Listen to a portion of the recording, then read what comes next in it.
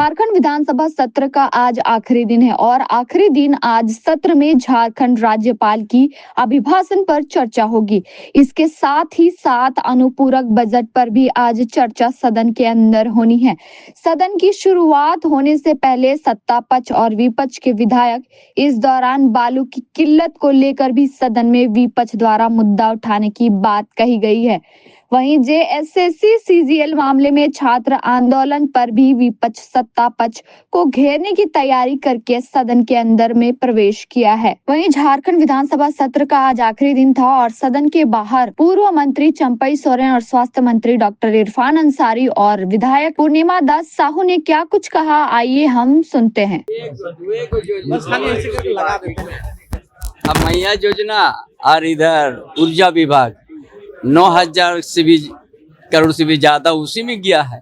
बाकी विभाग क्या काम करेगा आप सोच सकते हैं। तो ठगा हुआ महसूस तो कर रही महिला 2500 रुपया, किसानों को 3200 एमएसपी में धान खरीदने की बात की जाती, 1200-1500 में बेच रहे हैं।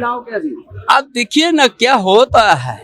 जनादेश तो अबुआ राज बोल के ले लिया है, लेकिन हमको नहीं लग रहा है धरातल पर सही कम होगा। 18 सालों में भारतीय जनता पार्टी के नेताओं ने राज्य के स्वास्थ्य व्यवस्था और खाद्य आपूर्ति व्यवस्था है जो ध्वस्त कर दिया। मैं कल 2 बजे से पूरे राज्य के स्वास्थ्य विभाग का मॉनिटरिंग करूंगा। आपने देखा कि कल एक दिन पहले मैंने खाद्य आपूर्ति विभाग का मॉनिटरिंग किया, जिसमें कई प्रकार की गड़बड़ियां मिली। जो हमारी सरकार, हमारे माननीय मुख्यमंत्री जी ने, उनका सपना था कि साड़ी धोती लुंगी हम लोग बांटे सोना सोवरिन योजना के तहत, लेकिन जो क्वालिटी आप देखिएगा वो अच्छा नहीं है। तो मैंने कहा कि इसकी जांच होनी चाहिए। और जो 5 केजी अनाज मिलता था गरीबों को, अब हमने 7 केजी कर दिया है। 2G के तहत जो नापतोल होता था, अब 5G हर गांव में हम देने जा रहे हैं। धान क्रय 15 तारीख से एकदम एवरी क्विंटल हम देंगे 2400 रुपया करके। तो थोड़ा समय दीजिए, मैं अच्छा करके दिखाऊंगा। यकीन मानिए राज्य का नाम एकदम रोशन होगा। और खास करके कल जो भाषण हुआ हमारे महामहिम राज्यपाल महोदय का, उसमें तो हमारे पत्रकार भाइयों लोगों के लिए भी है, हमारी सरकार ला रही है। आप लोग की बेहतर के लिए हम लोग काम करेंगे, लेकिन आप सबसे भी आग्रह होगा कि जिस तरह से विपक्ष ने ये कहा, विपक्ष ने भाजपा ने वो कहा, ऐसा मत बोलिए। बोलिए कि सत्ता पक्ष ने क्या कहा, सत्ता पक्ष ने क्या काम किया, इरफान अंसारी क्या काम कर रहे हैं, ये भाजपा से पूछिए, उसके बाद हमसे बोलिएगा।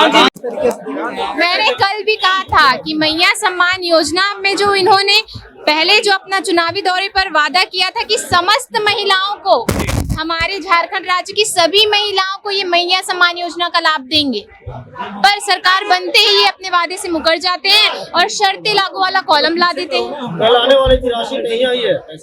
देखिए, आप लोगों ने भी सुना होगा और जहाँ तक हमें भी पता चल रहा है कि हम तो हमारे क्षेत्र में घूमते हैं, हमारे क्षेत्रों में ही महिलाओं को ये योजना का लाभ नहीं मिल पा रहा है। डेडलाइन से नहीं मिला है, 11 तारीख का डेडलाइन। जी, तो मिला नहीं है ना। जब चुनाव चल रहा था, इन्होंने 13 तारीख को ही पैसे खटाखट डाल दिए और उसके बाद तो फिर सभी गायब है, सभी राशियां ही गायब है। मैडम, ये जो क्या लग रहा है, ये कंटिन्यू रहेगा? देखिए, बिल्कुल अब हम सदन में पहुंच चुके हैं। अब हम तो अपने क्षेत्र की जो जनता, जिन्होंने बड़े आस के साथ हमको यहाँ तक पहुंचाई है, उनके आशीर्वाद के बल पर हम यहाँ तक पहुंच पाए हैं। और उनका जो भी समस्या रहेगा वो हम यहाँ प्राथमिकता से उठाने का कार्य करेंगे और उठाते रहेंगे, चाहे वो 86 बस्तियों के मालिकाना हक को लेकर हो जाए, मुहड्डा जलापूर्ति को लेकर हो जाए, सारी बातों को हम यहाँ रखेंगे। और युवाओं का जो आंदोलन की बात कर रहे हैं आप जी, इस मसले का हल जो है तभी संभव है जब राज्य सरकार उनसे बात तो करे, उनसे जाकर मिले, उनकी जो मांगे हैं उन्हें सुने, उन्हें अनसुना कर कर उन पर लाठीचार्ज करवा देना, ये मुझे नहीं लगता कि सही है। जी जी, हमारी तो बात भी होती है कुछ युवाओं से, उन्होंने ही हमें कहा था कि आपको इस पर बोलना ही चाहिए मैडम, क्योंकि ये बहुत ही गंभीर समस्या है। अगर आप परीक्षा करवा देते हैं, फिर पेपर लीक भी हो जाता है, पेपर लीक होने के बाद आप रिजल्ट भी निकलवा देते हैं। अब जब मामला माननीय न्यायालय में है, माननीय न्यायालय के पास विचाराधीन है, तो आप कैसे रिजल्ट निकलवा सकते, राज्य सरकार रिजल्ट कैसे निकलवा सकते। अब जब सरकार मूल बजट की राशि सहित प्रथम अनुपूरक बजट की राशि ही खर्च नहीं कर पाई है, तो ये द्वितीय अनुपूरक बजट लाने का क्या औचित्य रहा। और दूसरी ओर देखा जाए कि जो इन्होंने वादे किए थे, सरकार ने जो भी हमारे लोगों से वादे किए, इसका अनुपूरक बजट में कोई जिक्र नहीं है, कहीं भी मुझे अनुपूरक बजट में देखने को नहीं मिला। 450 रुपए गैस सिलेंडर देने का इन्होंने वादा किया था। अभी भी हमारी महिलाएं जो है इस योजना की बाट जोह रही है।